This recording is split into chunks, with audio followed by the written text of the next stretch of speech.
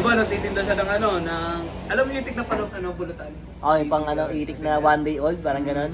Nagtinda siya nun. Tapos nagtinda rin siya ng tawag dito, yung ice cream. Ice cream? Yung nako. Yung nakaganon. Ice cream. Tapos nagtinda rin siya ng pandesal. Pandesal, umaga. Naging suki niya nga si Rene Request kasi taga-tayo niya. Bago din sa Rene. Naging suki niya yun. Naging tingnan nyo rin. Siya pa yun, ayun namin sinapwesto. Lako-lako din. Lako-lako din. Bulagbog, astig talaga. Tapos nagtinda na rin siya ng alam mo yung sidecar na parang matakas. Oo. Yung parang ginadrive na gano'n, parang palengke talaga. Oo. Nagtinda siya nun mga 20-20 na laruan. Ay, wow, 10-20. 10-20 na laruan. Pero dun sa Kuliglig. Kuliglig na sidecar. Right, pusip po. Matagal na nag-isa atin si Papa. Talagang discard talaga, parang yun. Ito yung kapayayaman, discard. Galing na discarte. Yaman ka Ako naman nung talaga ako ng Caloocan, bata pa lang ako kasi Sipag na. like Pasko. Nandun lagi ako kasi tinuturo ako mga tito. Pero pera din ako dun. mas malas pala doon, magpasko talaga. Daming tao sa sobra. Nung bagong taon nga, nung December 31, doon ako kay Tito GR. Ang Sa'yo, daming Caloocan? baboy. 41 pirasong baboy. Katay lahat yun. Hindi, Kakailan. buhay. Kakatayin Kinuha namin yun. sa farm. Sa may sa may Dito lang din sa Bulacan. Santa farm Maria, niyo Bulacan. mismo? Farm niyo mismo yun? Sa inyo mismo? Hindi. Kala ko, farm niyo mismo. Wala. Tangina niyo, yawan niyo talaga. Ang lang sa amin, katayan ng manok. Manok May meron farm may sarili. Katayan ng manok. Bodega. Tangina. Kumbaga Frozen, parang. magbabagsak sa amin ng manok. Buhay. Buhay pa sa kayo ng kakatay. Tapos doon ilalagay sa sa bodega. Parang farm din siya. Tapos kakatayin ng madaling araw yun. Lahat, sold out yun pagka mga hapon pa lang. Tatlong truck lang, mga nasa ano yun. Sabihin na natin sa isang truck, 1,500 laman. Piraso. Piraso. Tatlong truck kinukuha niyo yun. Itong inubulog mo. Truck binabagsak dun.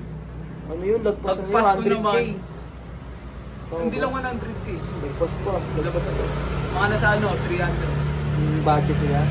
Pag nabenta yun, mga magkano yun. Lagpas pa. Mga nasa yun? Hindi, 800. 800. Pero nun, okay. Lahat talaga ng pera din tayo. Bahay nga namin doon. Tayo ng third floor. Ang ganda po. Kaloocan niyo sa Caloocan, no? Sariling bahay talaga. Talagang discard Tagal na talaga. din nila no? Ano yung mother side mo? Bulagbog, kung inong... Pero ay malalak pala, talagang husky talaga dapat. Ang dami namin pesto doon. Puro pagayunan. Kalat yung sa Pagayunan? palengke. Anong pagayunan? Pagayunan. Puro mga Yung palengke? Hindi. Pagayunan yung apelido ni mami. Pagayunan ba pala dito yun? Sa gitna namin, middle name. Yung P. P. Pagayunan. Tapos ito mo. Kasi yung sa, airpod side o mother side? Yung sa ito mo sa airpot side ko. Yung Sa pagayunan. Oo, sa ito mo. Kaya sa ito mo nakikita mo, apelido nyo yun. Yung sa pala yung pagayunan P. naman kay mama.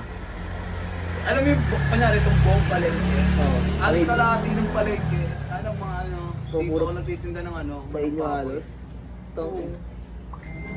Kahit sa pumunta doon, ilalaki yung pagayunan doon. Nahuli nga ako doon eh. Nahuli ako ng nung wala quarantine pass. Doon na pwesto? Hindi, nung quarantine pass na din yung December na. Diba, quarantine pass pa rin. Kumbaga, COVID-19 pa rin eh. Nag-case ito, tapos kinuhanan ako ni Lolo ng ng Card. oo, ang card na gano'n. Kuhanan ako, nakalimutan ako sa pwesto, Ay, nag-deliver gago ako ka. ng manok. Sabi na nga, nahuli ako sa talo pa. Talo pa na ako sa talo. Palengke ka nun. Tapos dinala ako sa court. Ewan, sa court doon. Wala na. Tapos nalaman ni Tito. Pinuntahan ako ni Lolo ah. Sinuusap ni Lolo yung sundalo. Lalo. Sinundo ako na kay entry ni Lolo. Gago. Tapos tinawag ako ng isang sundalo. Boy! Paglingon ko, tinatawag ako. Paglapit ko. Pinuntahan mo na niya yung isang niya doon, bali na doon. Tapos kinausap niya. Ewan ko ano pinag-usapan nila, parang bulungan lang. Nagitiripan ka pa lang yun. Tapos tinawag ako, tara dito, tawag ka sa barangay, may kasalanan ka pala. Gumano sa akin. Parang paglabas namin ako, nakita ko sila Lolo. Doon ako nakakapante. Bibigyan mo may kasalanan ka pala. Nakalimutan kasi yung quarantine pass. Nakalimutan ko doon sa may palengke.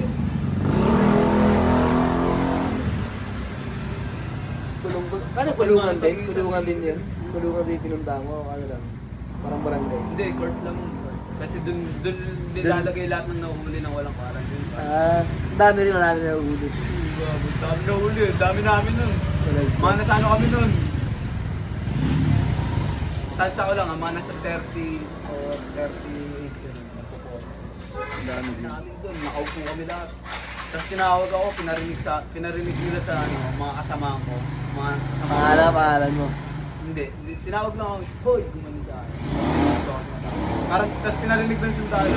May kasalanan ako pala sa barangay, tara dito, kakausapin ka, parang gano'n na. Pinarinig nila sa mga kasama kong naulo. Kunyari kakausapin. Parang sinalabas ka na. Paglabas ko ng court, nandun si Lolo. Okay na, ligtas ka na. Tapos yun, sinakay ako sa L3, dire-diretso na kami. Tayo na buti kilala ni Lolo. Oh, mayaman yung pamilya niyo rin. Braids out. February 16, February 6 ngayon ba? February 6 braids out. Okay na to. Kaya trip na trip ko